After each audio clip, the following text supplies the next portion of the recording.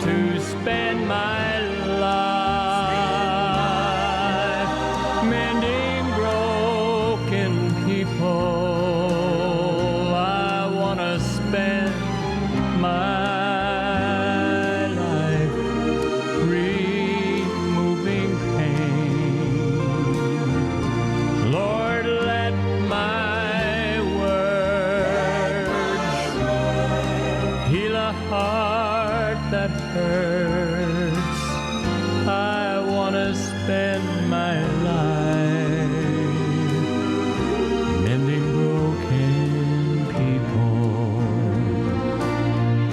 I want to spend my life mending broken people.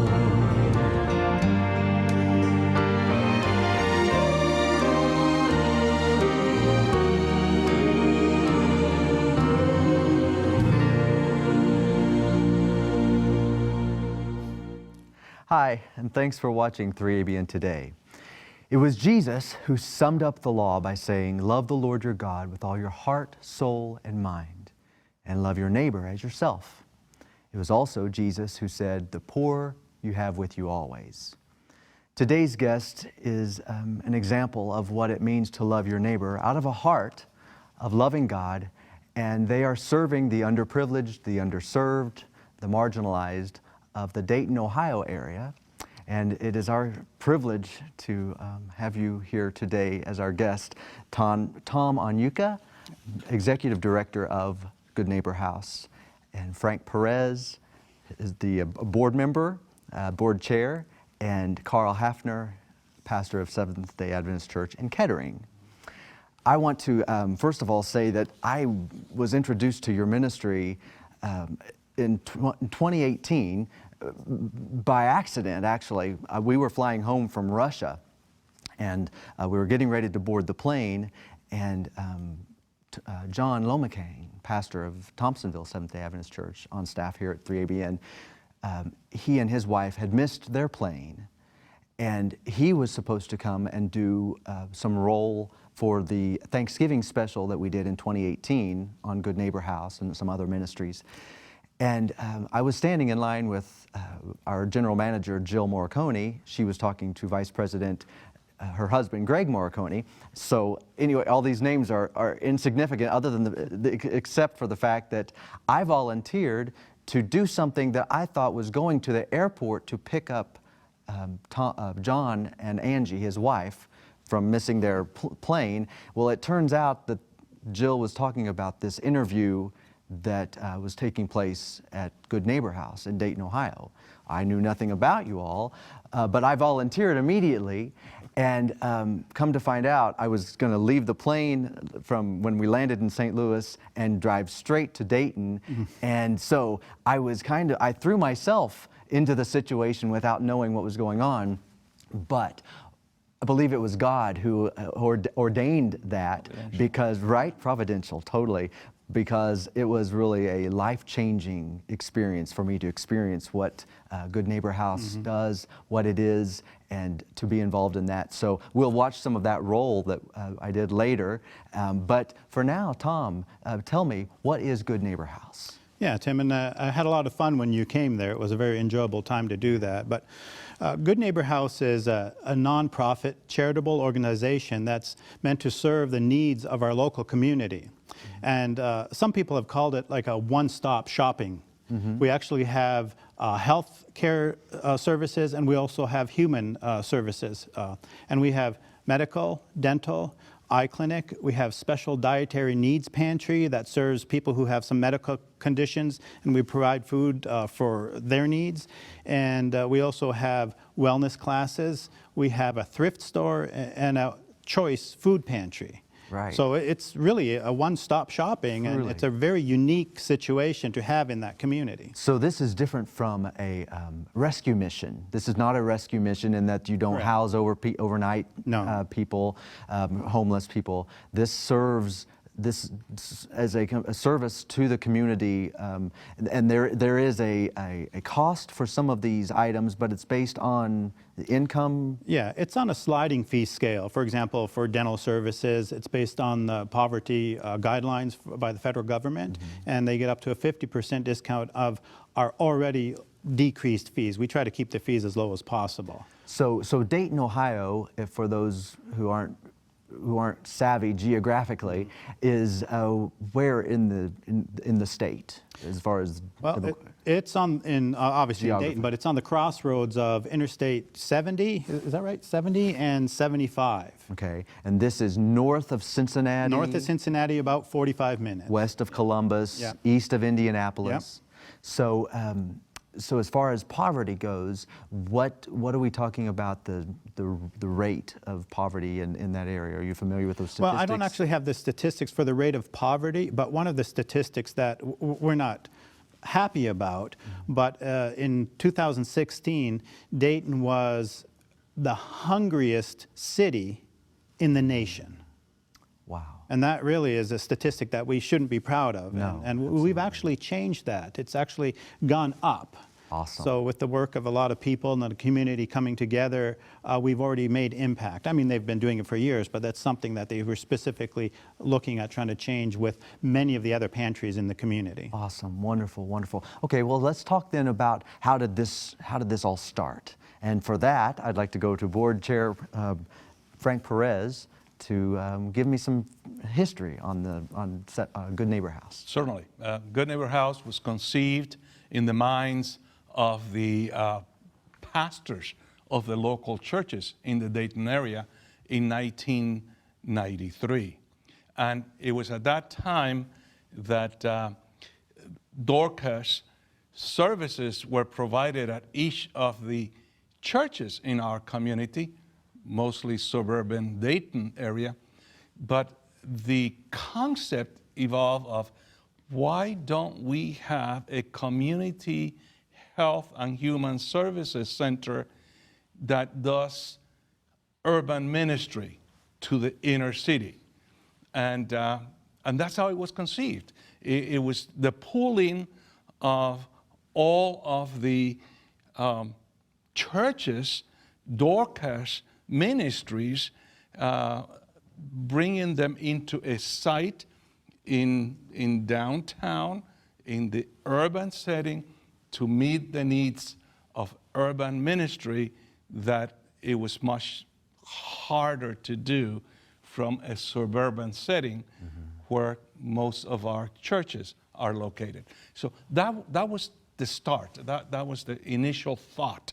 How do we engage in urban ministry that is even outside of our immediate town where we are, but bring it into the inner city and the community for the working poor? That was the mission. How do we help those that want to improve their situation in all of these elements of health and human services? Right. So now, basically taking the service outside of the church, beyond the walls of the church, because Dorcas, as you mentioned, is a ministry. Now, is there still Dorcas ministry involved in many churches? Do you know, or is that an obsolete? You might be able to answer that, Karl. Do you know if is that still a thing? Well, the churches in the greater Dayton area are all in on the Good Neighbor House. Right. So it is very much a synergistic, working together, very intergenerational, and involves really the support and manpower, the help of all the churches, of the network. We have 9 hospitals in the greater Miami Valley there. So the Kettering Health Network is very invested. Our Kettering College, our local Spring Valley Academy School, we're all supporting the Good Neighbor House. So this would be kind of our Dorcas ministry on steroids Okay. exponentially. Right, and so I guess that's what I was getting to, the fact that for the opportunity for the church to again go outside of its walls and as a ministry inside the church to serve as a springboard to be part of a broader citywide ministry. Go ahead, Frank. However, there are projects that our churches get involved with, both in our community outside of the Good Neighbor House or international. So there is water projects, there are mission trips, there are things over and above our own ministry, which we are so thankful that they support, that they are involved with. So the fact that this urban ministry was concentrated in a site did not stop the members from continuing to meet needs in their own communities, projecting out to meet those needs. Absolutely. You made reference to, before we began this interview, to an experience that you experienced after you came to the United States, having been a refugee yourself, where Dorcas was a part of that. Just remind me again of that. Well, I came to this country as a Cuban refugee in 1962. Little history. August of 62, October of 62 was the missile crisis. So I came out of Cuba with my mother and sisters that had come before me, and came to Tacoma Park because that's where my aunt, uncle that had claimed us out of Cuba lived, and the local pastor took me to a Dorcas center there on Flower and Carroll Avenues, and that's where how I survived my first winter. Right. I still clearly remember the wool coat that I got, first one ever in my life, because in my country I never needed it, but it helped me survive. So my heart identifies with the work that Dorcas was doing in every one of the churches, and now in this enhanced service to the inner city. So you experienced what Good Neighbor House does back then. Firsthand. And then, before it was even Good Neighbor House. And then how did you become involved with Good Neighbor House? Well, I came to Dayton in 1994 to assume the responsibility of CEO of Kettering Medical Center, 2 hospitals at that time. And as the movement, the thought of this Good Neighbor House was evolving, pastor and elders showed up in my office and said, this is what we want to do. And we said we would support it. We wanted to understand what was the need, greatest need in the medical area. And it turned out that through a survey, we found out that dental care was the greatest need that population had no access to. And so we encouraged and supported having dental be an integral part of that community service. And today is the largest of all the services that we provide. And there's some wonderful, wonderful stories of life changed, I think, and Tom is better suited to speak about that. The young man that was dropping out of school because his teeth were so bad that he was being bullied at school. And he just was 13 years old. Yeah, I think he was a teenager. A young teenager, and he was bullied, and our dentist took him. The work was so extensive that had to be in an OR, operating room, under anesthesia. And Kettering Medical Center provided that for our dentist. Yes. And it was completely redone and replaced, and this child and mother were in tears once that work was completed. That's just a life changed dramatically. from this ministry. Tom, speak to that. Speak to the what the dentist does. How does that work? Well, there's quite a few different things that we do that really impact the community. And I personally have had opportunities where people's teeth, just because of maybe drug use and addiction to drugs, and they've had rehab, but their teeth are just totally gone. Mm-hmm. So we have to extract the remaining pieces of teeth that are left, and we work and get them full dentures. And it never changes. It's when you get the dentures in their mouth and you give them a mirror and they look at it, you can see their whole face is just beaming, and their eyes get misty, and my eyes start to kind of melt too. Right, and, absolutely. And it's just to see that change and to see that hope that, hey, there is something better in the future for them. And we are the only service that provides denture services for that population. Even other centers refer to us, because no other center has tackled that intensity of care. So it's just remarkable. Based on the personnel that you have that can handle that kind of a situation, the dentist. Yeah, and the support. And the support from the community. Okay, the financial support. Yes. Very expensive. Okay, so you rely, tell us a little bit about funding for Good Neighbor House. How does that happen? It comes from a variety of different places. Funding comes from private donors. That's a significant part. And then we also have grants that we get. Just recently, we had a large, among the top 5 privately held companies in the nation that they came to, there are some facilities in our area, and a person who is over those facilities in our area came to and talked with the COO of Good Neighbor House and said, hey, we want to do something with Good Neighbor House. And they said, we're going to put on a Christmas dinner for the people in Dayton community. And they want to start off this year, they were aiming at 600, and they want to get to several thousand. Mm-hmm. And they wanted to have Good Neighbor House to be their charitable organization that is their forefront, that they're supporting as a way of giving back to the community. Yeah. And they gave a substantial donation to Good Neighbor House. And they said, we want to continue this for years to come. So that's one way we get support. And of course, Kettering Health Network is a big supporter of what we do.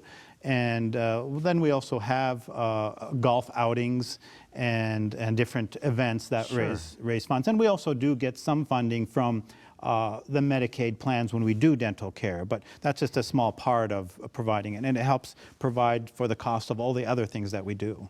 So is your dentist paid, bottom line? I mean, do you have Yes. You have staff that are paid? When they started, it was just 1 or 2 days a week, half a day. And with the need that they had, we had to have some way of consistently providing dental care. So then they took on some contract dentists, and they come on a regular basis to provide that care. Awesome. So there is a cost involved with that. And so that's where you base the fee for the people who need the service. You base it on their income, because there is a cost. And I think I think they appreciate it more, maybe. I don't want to be... it's an enabler. Yeah, absolutely.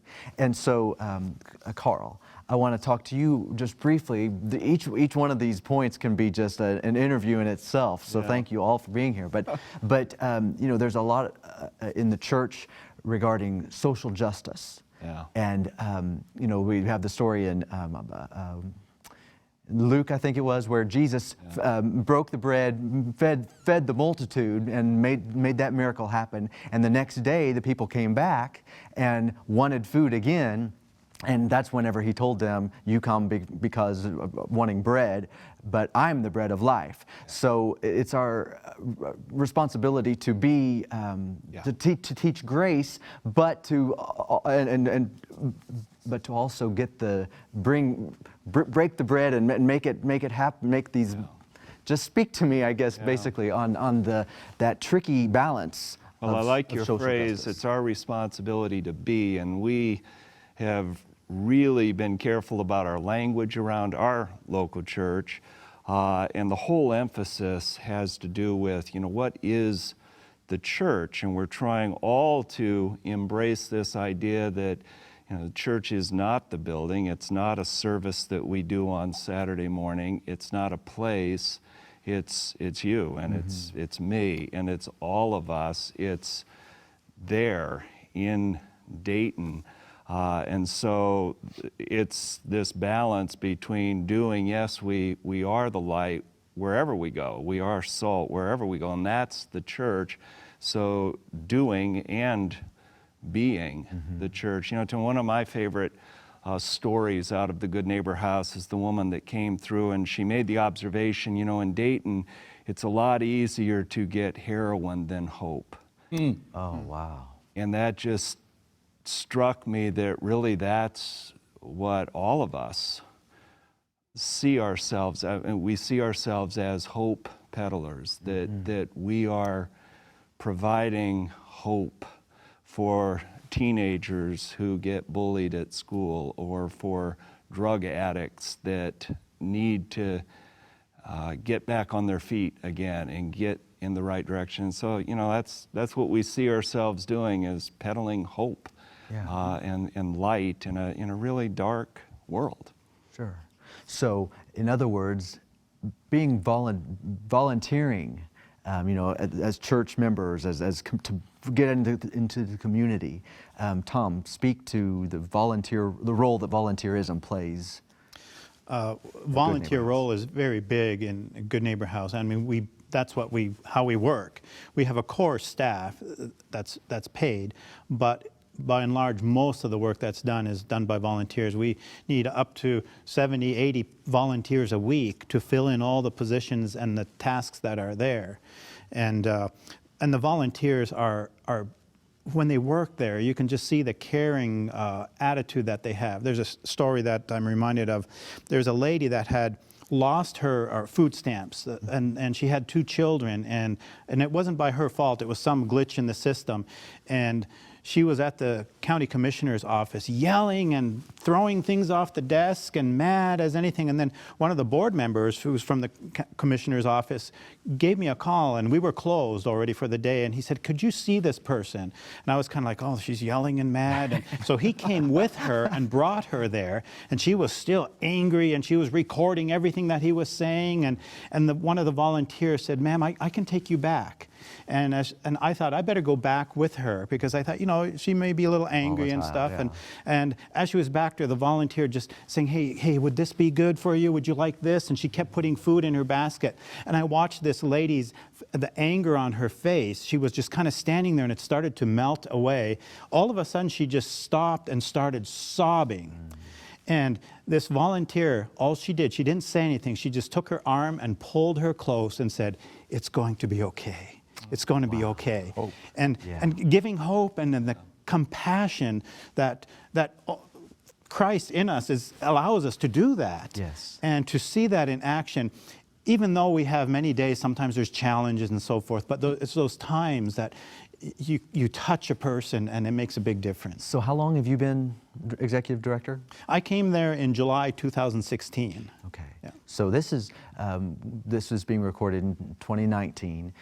And that's 3 years. Yeah. But in public service, as all of you know, those can be like dog years, and they can be like 7 years for every actual year, because you know that can get to you.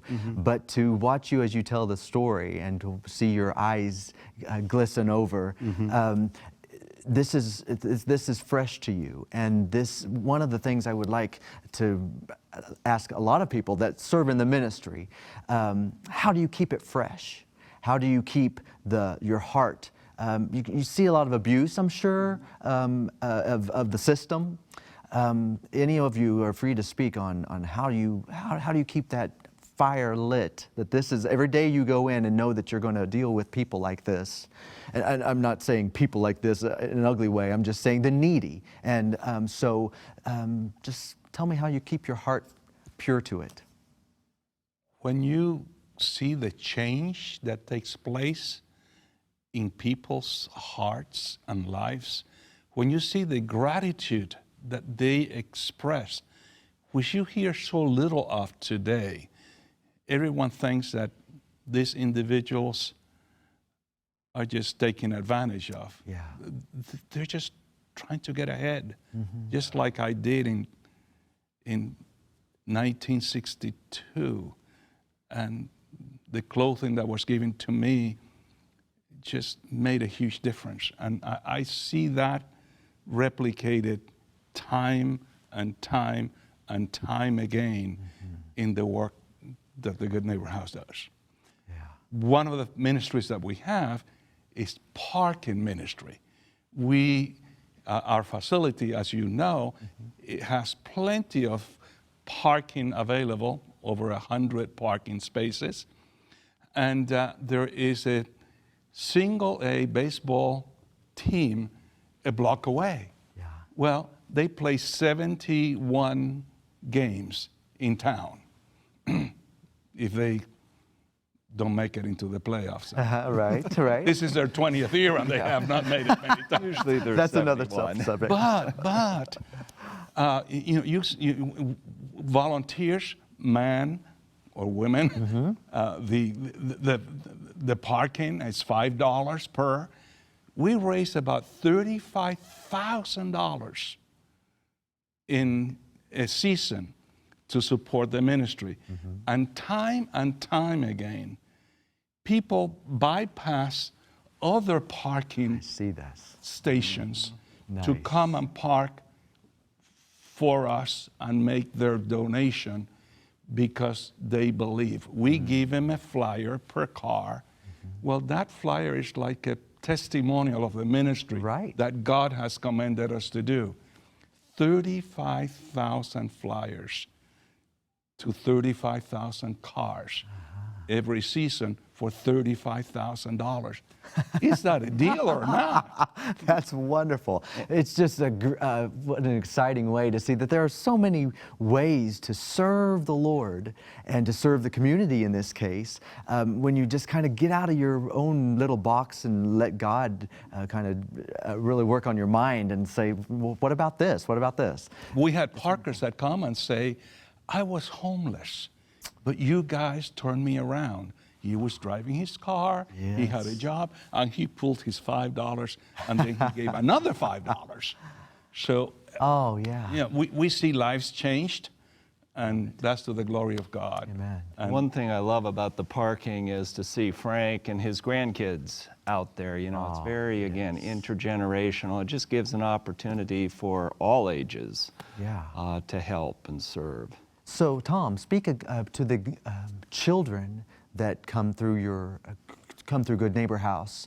Parents bring their children in because of the lack of medical insurance. What role is that? What we've noticed is because of Dayton is a center for drug epidemic, and it was on one of the TV programs some months ago.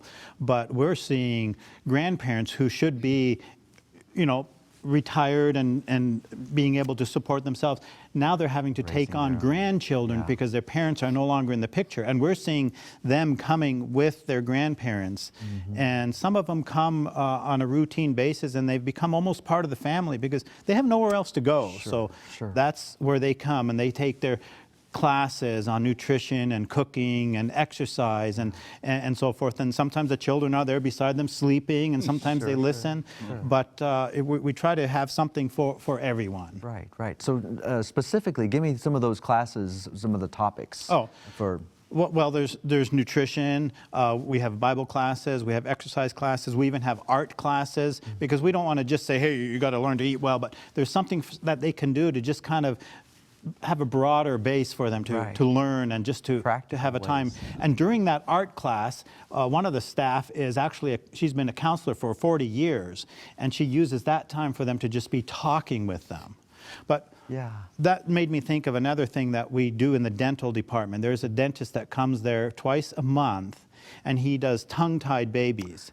He's one of the few in the whole state that does this procedure, and they just do a small laser procedure. And here are parents that have a few-week-old child that is having difficulty nursing, and the mother is going through the guilt of saying, well, maybe it's me, I can't do this right. And they get this procedure, and within that minute, after they get it done, they bring the mother to a room, and she nurses, and the baby latches on, and you can see the change in the eyes of the mother saying, wow, this is amazing. And they have people from 3-4 hours away driving to come for that procedure. Wow, you know, I remember that procedure. Actually, we were blessed. The dentist that does that procedure was there when we were taking the roll. In fact, I think he's on the roll. He is on the roll, and so I would like for us to just go to that. This is a rather lengthy roll of what we did last Thanksgiving, but you'll really get an idea of what Good Neighbor House is about through this. Enjoy this, and we'll be right back.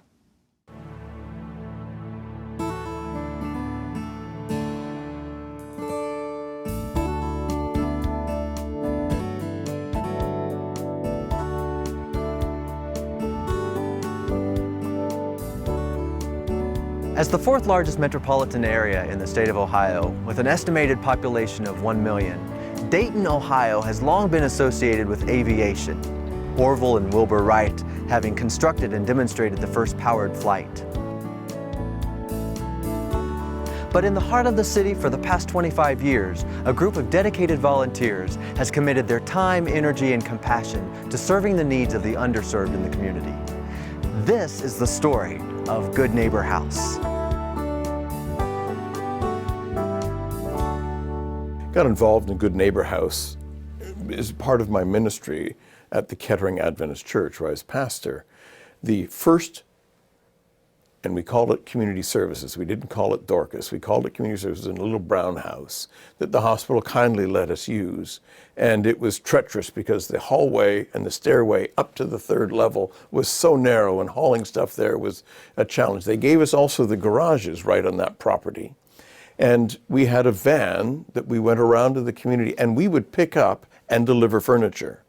I remember going all over Dayton, picking up beds and settees and chairs and bringing them there. They'd work on them and then taking them out and delivering. We were the only community service entity that was doing that.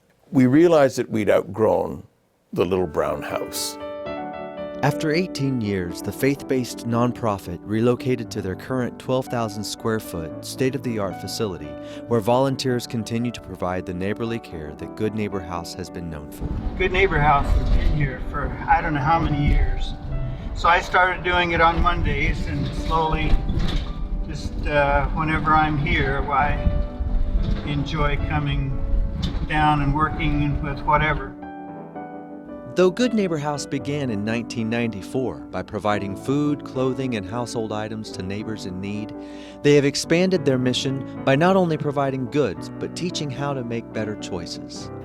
I started coming to the Good Neighbor House first in 2016. And I came for the pantry at first, and then I noticed that they had classes.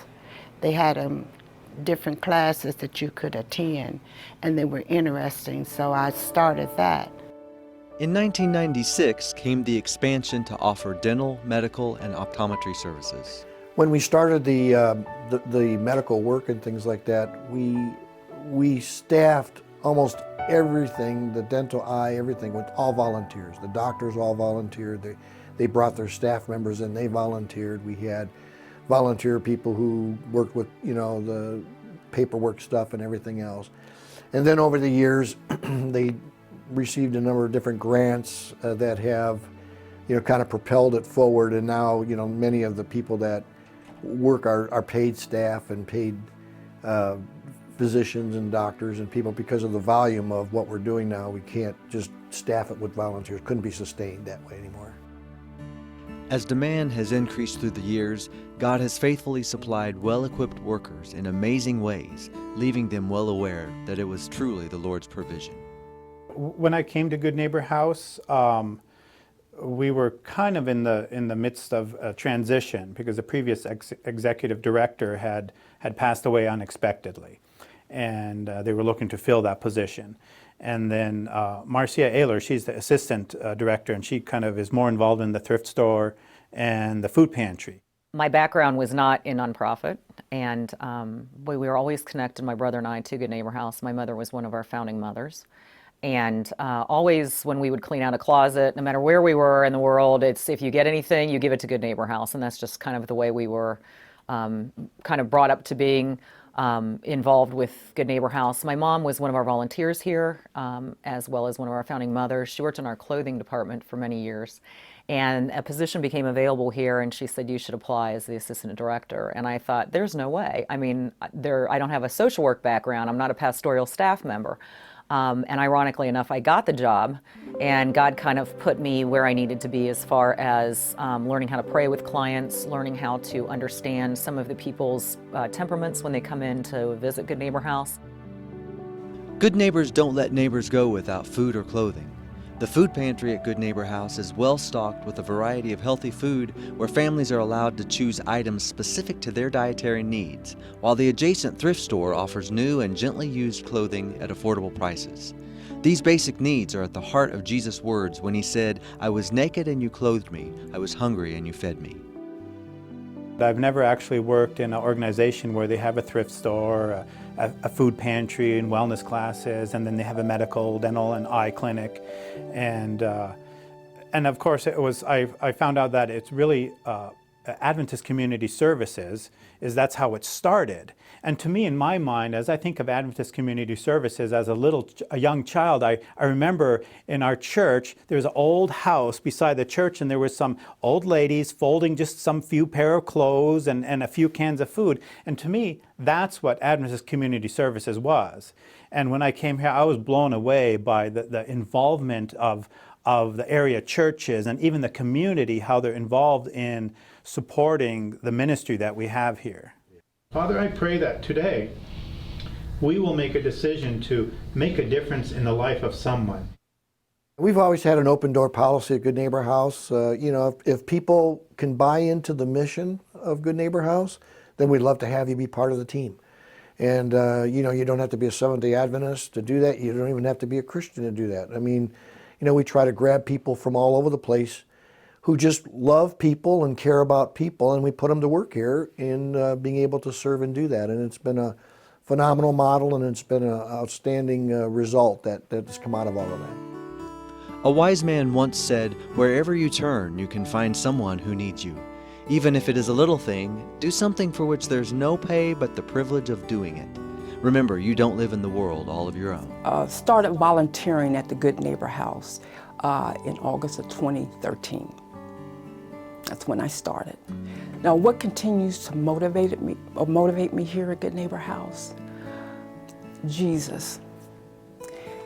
I'm the hand and the feet that he talks about in his word. He's trained me to be here at such a time as this, and every skill set that he has trained me has been needed here at Good Neighbor House. He has touched my heart in a way that when I meet clients, some will just come to me and say, "Would you have prayer with me?" I said, "Sure." And then others will join in. Or I could just be singing a song here at my desk, and someone may pick up and hear me singing. But truly, the service of the Lord is why I'm here. I am here for no other reason but to be a servant of the Lord, and to go ye therefore and do whatever his will is.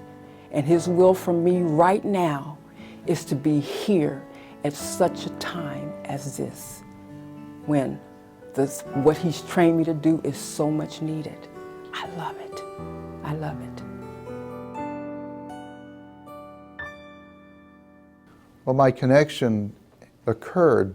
My wife, for 42 years, was a nurse at Kettering Hospital. She was in charge of the behavioral health department, the adult behavioral health department. And so when she retired, she came down here to volunteer.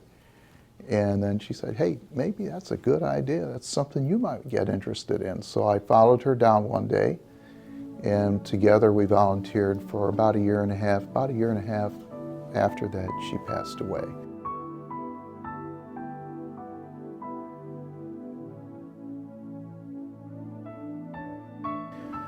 I'm still working here as a volunteer in honoring her.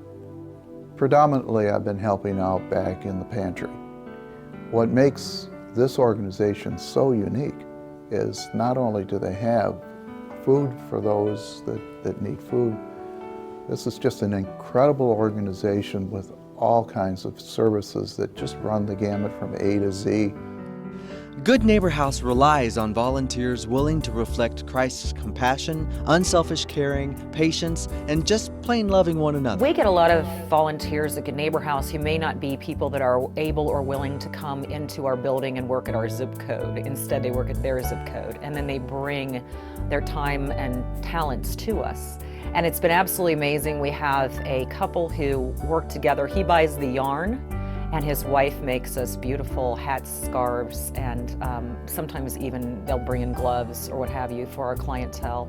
And it's absolutely amazing to see these beautiful products going out the door and them using their talent. That's a talent. And to say, hey, I may not be able to come down there physically or drive down to Good Neighbor House, but I'm going to spend some time every day or a couple times a week just dedicating myself to making things that you can give to your clients is just amazing. Going beyond the basic needs of food and clothing, Good Neighbor House is meeting a need in the area of medical services as well. Good Neighbor House offers a wide range of medical, vision, and dental services at affordable prices to those who would otherwise be unable to afford them, thus improving the lives of thousands of their neighbors.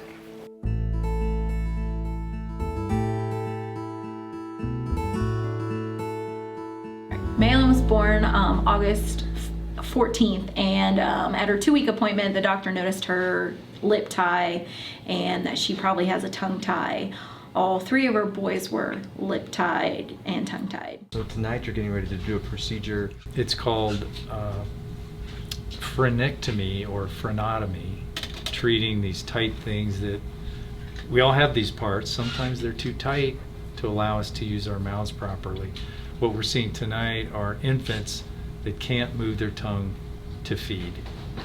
So we cut through it, give them some freedom, and hopefully allow them to eat better, later speak better, later swallow better. So it's a chain reaction.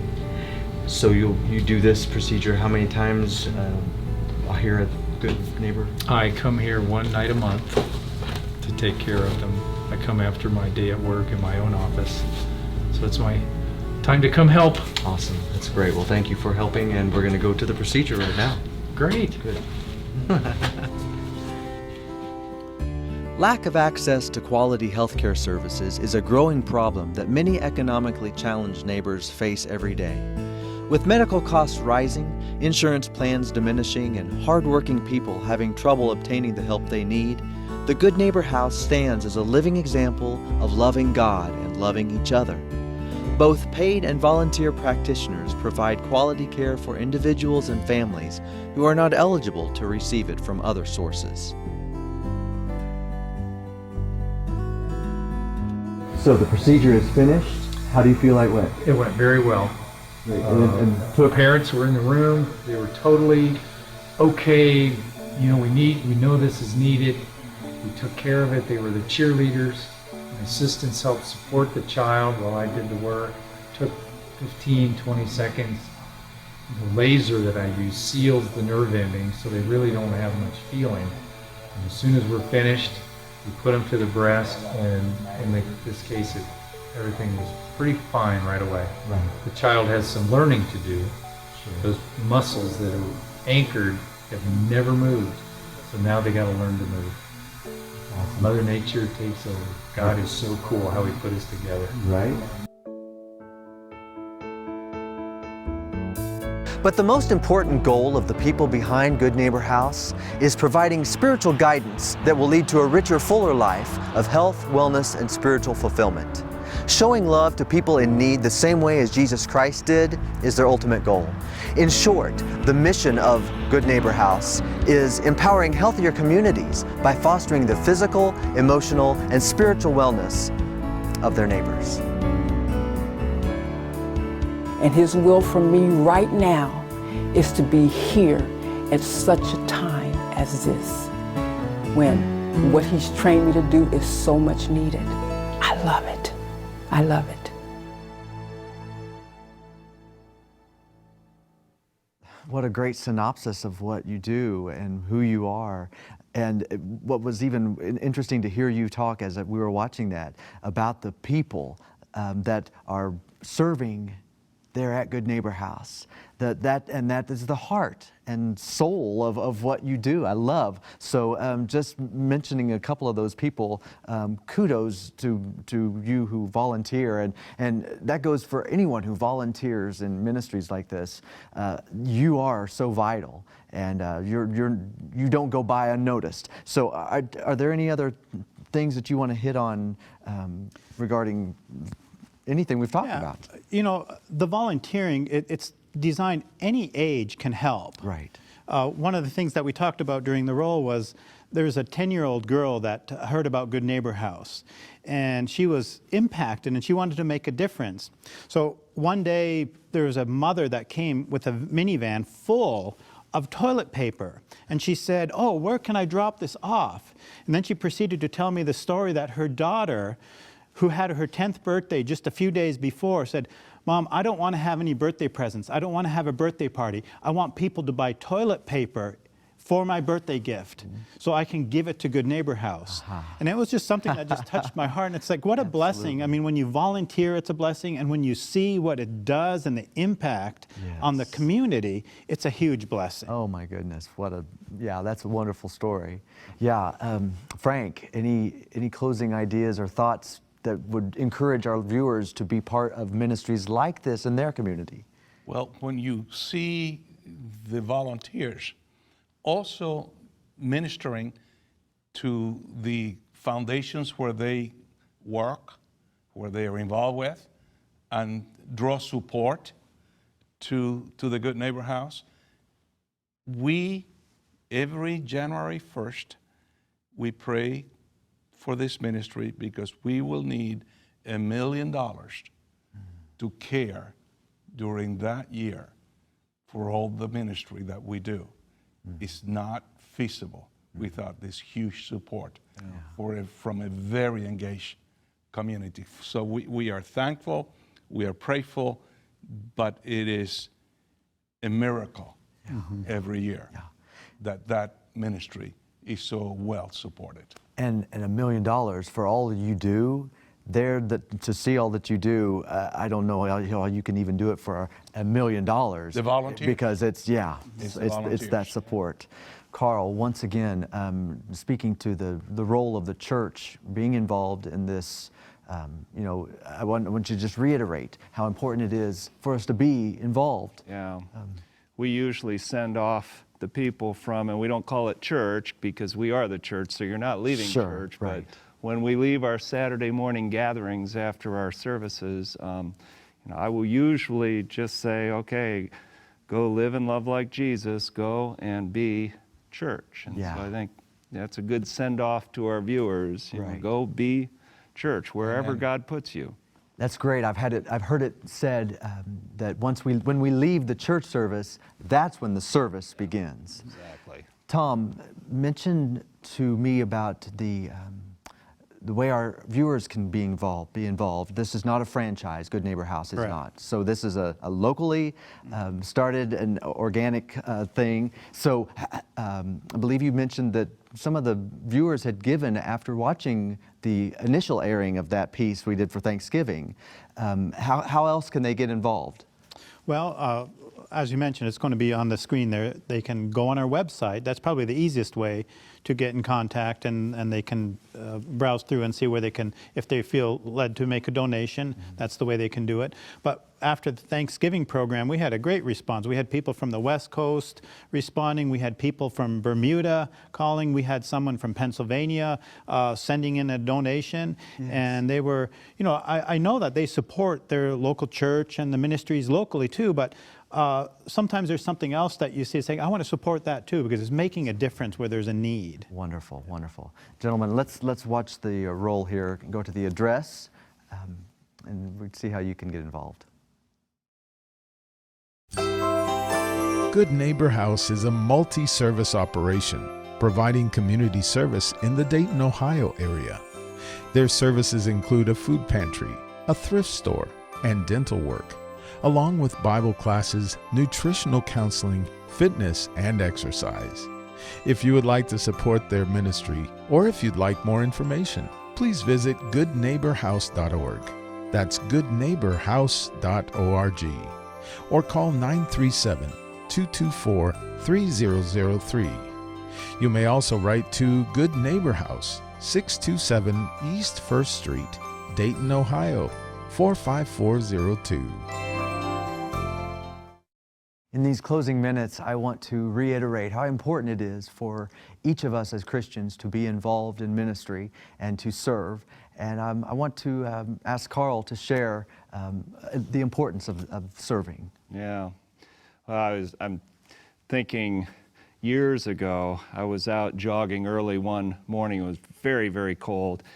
Happened to jog past a school and had an opportunity to practice my primary spiritual gift of eavesdropping, listening in on a conversation between two of these kids. The one boy was stationed out in the middle of the street to assure the safe crossing of his classmates. He was wearing this bright orange vest, 10 sizes bigger than he was. I can see it. And a girl walked in front of him and she said, "Good morning, Matthew. Good morning, Jessica. How are you today?" And he said, "I'm about to freeze to death." And I just loved her response. In fact, I ran home and wrote it down so I wouldn't forget it. And I've told the story often through the years, but when he said, "Well, I'm about to freeze to death," she shrugged her shoulders and she said, "Well, if you died here, at least you'd die in the service." And it struck me, that's how I want to die. Exactly. Helping a child across the street, or volunteering at the Good Neighbor House, or going on a short-term mission trip, or listening to somebody going through a tough time in life, or whatever that looks like in my life, or if Jesus comes before I die, I hope when he comes, he finds me, serving in his name and being his church. Yes. Amen. What a way to go, right? Yeah, exactly. That's in the service. I am reminded of the words in Matthew 25 that it says, "For I was hungry and you gave me food. I was thirsty and you gave me something to drink. I was a stranger and you brought me together with yourselves and welcomed and entertained and lodged me." Verse 36, "I was naked and you clothed me. I was sick and you visited me with help and ministering care. I was in prison and you came to see me." And it goes on to say that we don't always know when we're doing those things, but in that we do it to the least of one of these. Jesus says, "You've done it unto me." Amen. So just remember that. That's the importance of serving and being a part of ministry that is impacting worldwide what you can do locally. It's eternally, the returns are eternal. Thank you, gentlemen, for being involved in this ministry. Thank you for your roles that you play there. Again, I know it's something that you have to you do daily. You get down, and this is boots on the ground, and working in the ministry. So thank you, and thank you for being a part of this.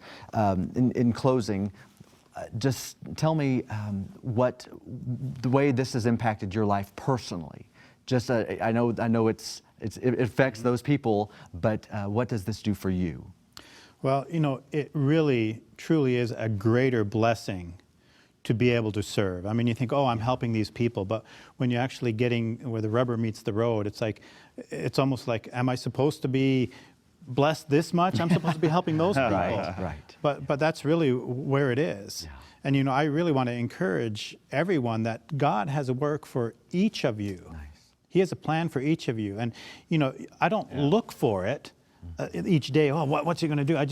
God just use me. Right. And that's, to me, what I've discovered it's all about. Yeah. Frank, any words? My gift, so to speak, my career was in administration, governance.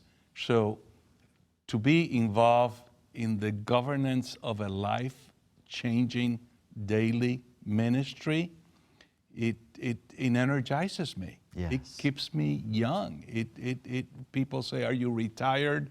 I say, "No, I'm engaged, I'm involved."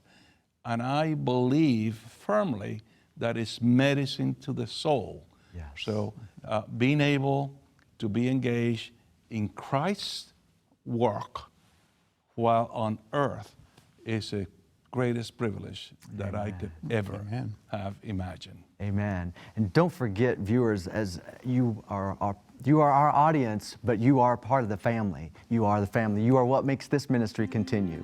So thank you for giving to the Lord, and continue doing so. Bless you.